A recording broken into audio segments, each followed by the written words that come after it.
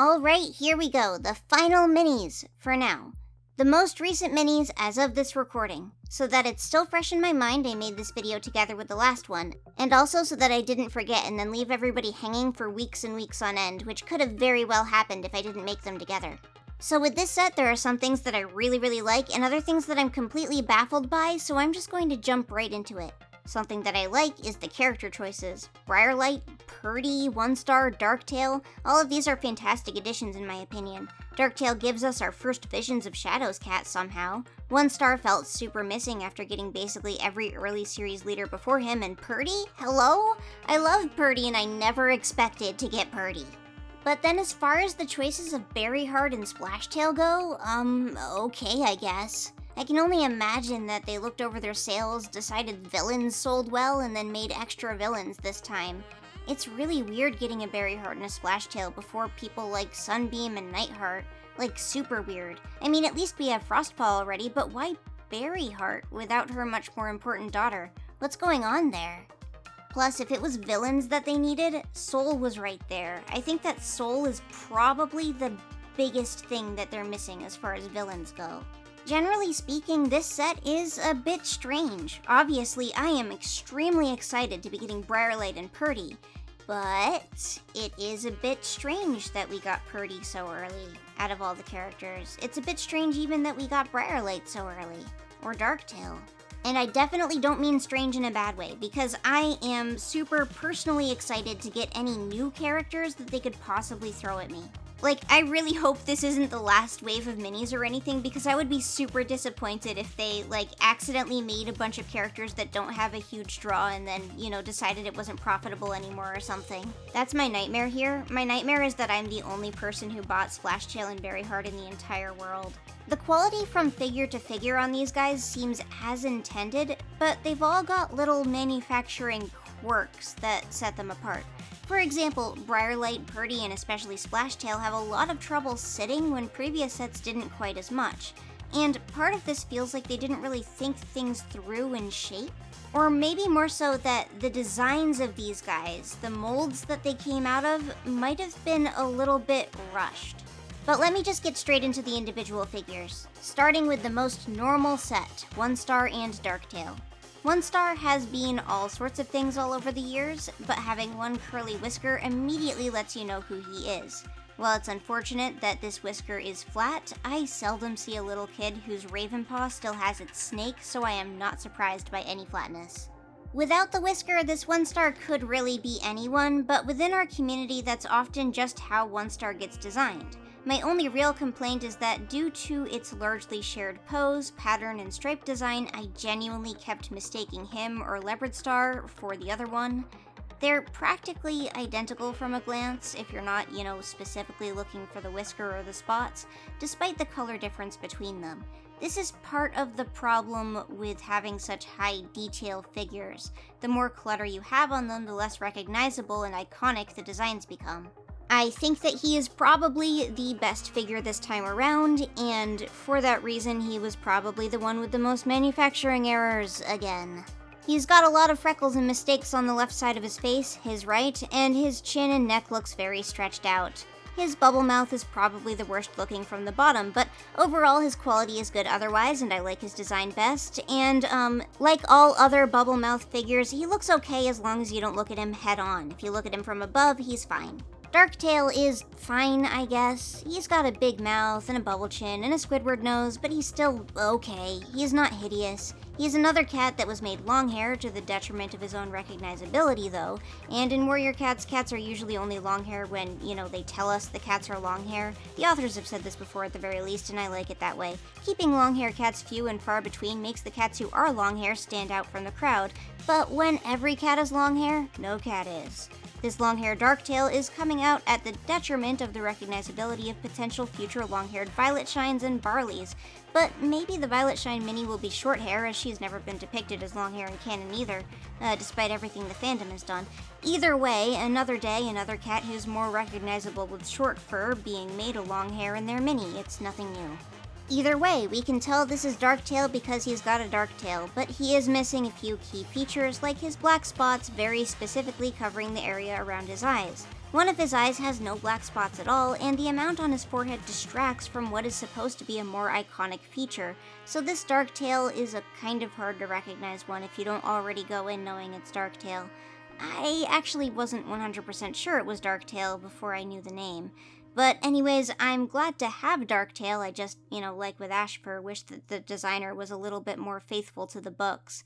And to give him credit, this does look a lot like Darktail, and a lot more like Darktail than Ashfur looks like Ashfur. It just feels like there's a lot there to distract from the point, which is dark tail, dark spots over eyes. So I like him fine, I just wish he was a little bit more accurate, a little bit more strict to the books. It is definitely weird getting him before any other Vision of Shadows characters, but he's fine when he's packaged with 1 star specifically. That makes a lot of sense. The next set I'm looking at is Briarlight and Purdy, and before I say a word about the figures themselves, this was the hardest set ever to get out of the plastic, dethroning the Briarheart and Cinderpelt set. It was to the point where I wasn't even sure how to get them out of the plastic for a minute, and I'm starting to think that the packaging is how we get these weird dents in their cheeks based on how I got one on my Briarlight. Now, I am very excited about these choices. I'm not super excited about their faces. Their eyes in particular are the most obvious problem. Most other minis have their eyes positioned closer to their nose, and I mean their pupils specifically, not just their eyes themselves, and not quite so close to the middle of the eye like these guys have. And their eye shines are usually touching or very near the edge of their eyes, and basically all of the cutest minis look like this. Big pupils a little towards the center so that they look like they're actually looking at something, eye shines to the edge of the pupil. Briarlight and Purdy showcase this situation really well. Both have eyes that aren't really looking forward, and instead are kind of sitting in the dead center.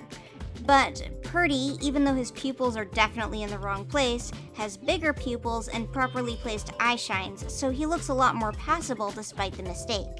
But Briarlight doesn't just have poorly placed pupils, she also has poorly placed eye shines, which instead of being on the edge of the pupil are kind of floating inwards, and the pupils themselves are smaller overall, so she looks a bit scary, and not for a good reason like Dovewing. She looks like how a cartoon character might look after you took a picture with a flash in a gag shot. Her head is empty.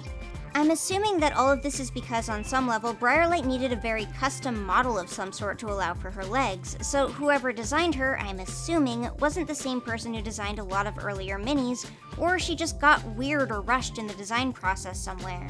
And I guess we should also talk about her legs. Briarlight has 2 flat legs and 1 flat tail with very little definition coming from her backside to the side. She looks very strange. She has the body of a cat on the side sitting pose from the back, but the body of a cat from the front sitting pose in the front. She even has the shape for a 3rd leg on her back side, and this 3rd leg melts and turns into her long tail. Even if she's, paralyzed from the waist down, her whole setup doesn't make any sense. And the way that she's sitting and the way her tail is, flat between her legs is just weird.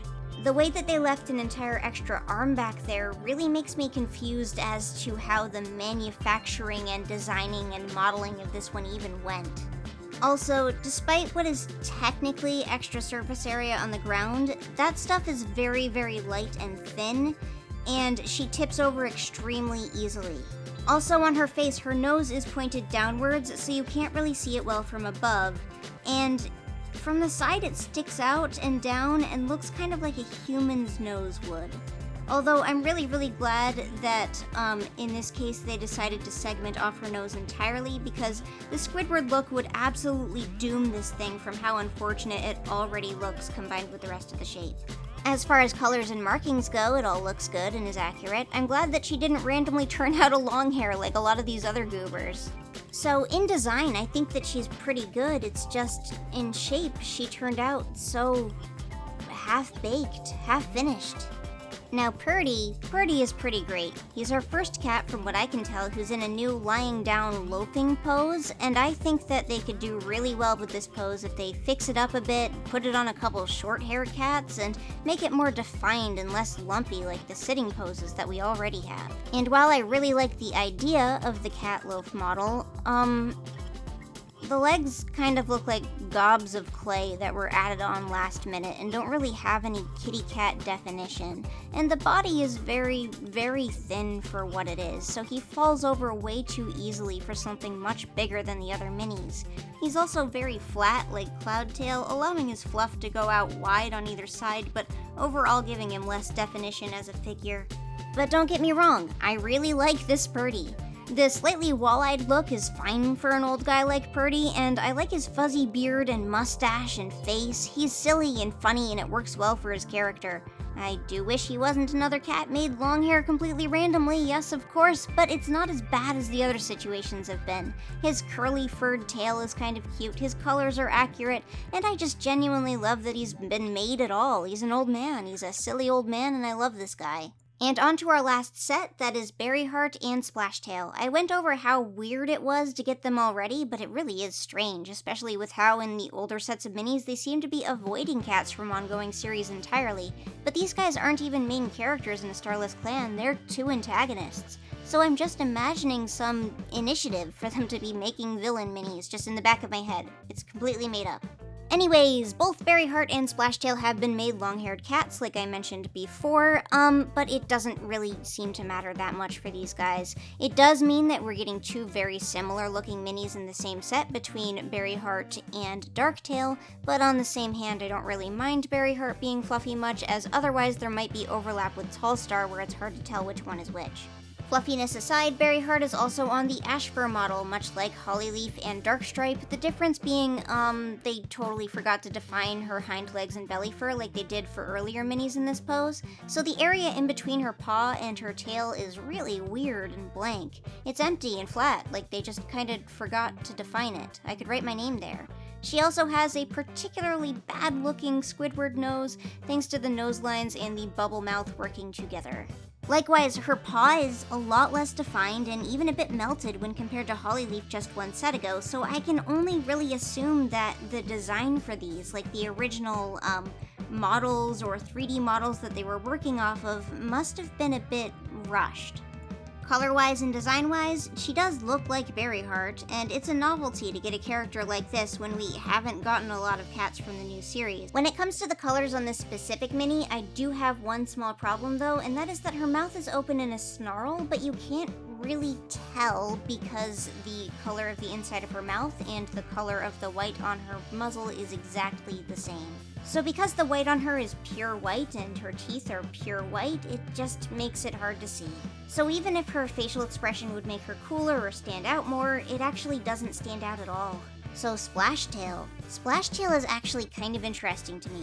First of all, Splashtail is a Warrior Cats mini with the wrong eye color. Now, I know that there's room for debate that this is cyan or something, but Splashtail's eyes on the mini are a very desaturated blue. In the books, his eyes are called green, and on the cover, his eyes are green. And, the wiki says that his eyes are gray-green specifically, but this leads to a Warrior Cats website article, and when you open the Warrior Cats website article, it's just a picture of an eye. It does not say the words gray-green anywhere. I even used Inspect Element to see if it said gray-green anywhere, and I guess they just kind of made the assumption that that's gray-green and not like pale green or something. Either way, the mini, the eyes are blue. Maybe gray-blue, but they're blue. Additionally, he doesn't look like, in color, either the website's drawing of him or the way that he looks on the cover of Wind. His slightly saturated brown nose is the only thing that really resembles the color of either. He's sticking out just one paw, which I do like, and it has the funny detail of having a little paw pad on it if you turn him around to the other side. So while some of these seem so undetailed that they're unfinished, Splashtail has a tiny little paw pad hidden away. Color-wise, he's got a bit of a similar problem to Lionblaze, where his stripes are the same general brightness as his base color, but slightly more saturated and a slightly different tone, and the colors look messy because of it, and generally don't look super good together. But it's pretty ignorable compared to Lionblaze. But the real secret thing about the Splashtail mini is that the guy cannot sit. Breathing too hard on the Splashtail mini, who is long and flat and has a weird center of gravity, could topple him over, never to be seen again. I hope that they defeat him in the next book by lightly knocking him over, because that's all they would need to do. He's on another level of falling over, even compared to Briarlight and Squirrelflight. Thanks to the paw, he has an entirely new reason that he can't sit up straight. While filming, I was using some polyester, like for sewing, as a tablecloth, and the slight unflatness of the polyester made him unable to stand. It was terrible. So much like in the books, Splashtail might require his pal Berryheart to stand on his own.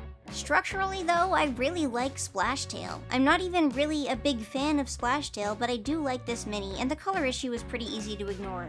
Yes, he and Berryheart have an ugly bubble chin, Homer Simpson mouth, etc., etc., Berryheart especially, but at this point, this bit is just something I'm assuming is a quirk of their current designer or manufacturer. Maybe it is going to be like this forever. Maybe it's only going to be like this for a couple more waves. I do wonder how much people regret not buying the originals of some of the cuter minis, though. Figures like the original Ravenpaw and the Squirrelflight and the original Briarlight might feel more valuable and harder to find over time, as new figures just aren't being made as cute as they were made. I do like these sets. There's an underlying worry that these guys were kind of phoned in design-wise, and it is a bit strange that these cats were picked in particular when there are still a lot of cats left. I guess it's a question of why did this set turn out this way, when every other set beforehand has kind of had cats that were obviously missing. And there are still cats who are obviously missing. Briarlight is a huge fan favorite, but the last bunch had Hollyleaf in it. So now we're looking at a bunch of cats that I personally didn't think we'd ever see. So who's missing? Who is it that is missing from our mini sets? Well, I'm going to tell you the most obvious one, and it's going to be weird to hear me specifically say it. It's Brambleclaw. Yes, I know that he is mostly identical to Tigerclaw in canon, but I don't even trust the mini designer to know that, to be fair. And it's getting really obvious that Brambleclaw hasn't been in any of these sets. And I don't like Brambleclaw, but do I want a Brambleclaw mini? Of course I do. He's a very prominent character, and plenty of people like him for reasons completely unrelated to as to why I'm not fond of him or why someone else might not be fond of him. So it's strange he's not here. And they could even pack him in with a cool evil imposter Bramblestar or something, and I think that would be really fun. More weirdly missing characters from the new Prophecy include Feathertail and her brother Stormfur, who, while they both vanish early, Feathertail is at the very least so relevant that she got an entire graphic novel about her pretty recently, and I know it made a lot of people more attached to her than before. And then as far as the first arc goes, because I know that they want to keep selling us first arc cats, White Storm not being here is starting to feel strange alongside Dustpelt, Redtail, Silverstream, Mousefur, and Barley. We've got basically the whole relevant first arc cast, and while they don't do much of anything important, a Brackenfur and Thornclaw or a Brackenfur and Sorreltail set would probably do well. Mistyfoot being missing is weird because I swore for a while the Warrior Cats website and merch team was absolutely obsessed with her until she got absolutely trashed in a poll against two other characters they promoted much less, but either way, I wouldn't mind seeing her with Stonefur or with Silverstream or Willowshine even, and honestly, when it comes to first arc cats, I think that we could stand to see Princess too. Everybody loves Princess, and she got an expanded role in the new graphic novel. Broken Star could also probably stand to get a mini. Well, maybe not stand, maybe he could be another lying down one and he could have scratched out eyes, so that we could have the Yellowfang mini feed him deathberries. Swiftpaw is another someone who gets a lot of attention in Arc 1 and could probably be put in a box with a Brightpaw if they wanted to print another Brightheart for us, or someone like Brambleclaw even, seeing as they're secretly retcon brothers. Not having Dawn of the Clans cats, or even most main characters from new books, is also a bit weird, and while I don't think we need to fill out a full cast of Dawn of the Clans cats, I think we could have something nice if we got all of the clan founders and then Starflower. I'd probably do like Greywing and Windrunner, Tall Shadow and Thunder, and then Clear Sky and Starflower packs. Alderheart and Nightheart are both pretty popular characters, and Bristlefrost is gaining much more popularity than she ever had alive thanks to being turned into nothingness by gross Dark Forest Depression blood. Also, Violetshine. Remember Violetshine? All of these could easily just get packaged with their counterparts somewhat. Alderheart and Needletail, Violetshine and Twigbranch, Bristlefrost and Rootspring, and then Nightheart and Sunbeam. Someone else I'd love to see, but also feels missing, is Tigerheart, especially considering how important he's been in the last few arcs, and honestly any other leader who's come up since Arc 2. Obviously I mentioned Misty Star and Bramblestar, but I wouldn't even mind seeing Rowan Star, Night Star, and Hair Star, even if they're less memorable. Hairstar has never done a thing, but I still think that getting a mini of him might be fun. There's also a lot of major characters missing for the more middle arcs. Soul is a huge one, especially if they want to do more villains, and then Midnight and Rock would be funny to see, although they'd have to make some sort of badger model. And one of the most weirdly missing characters now that we have almost everyone else involved is Breezepelt.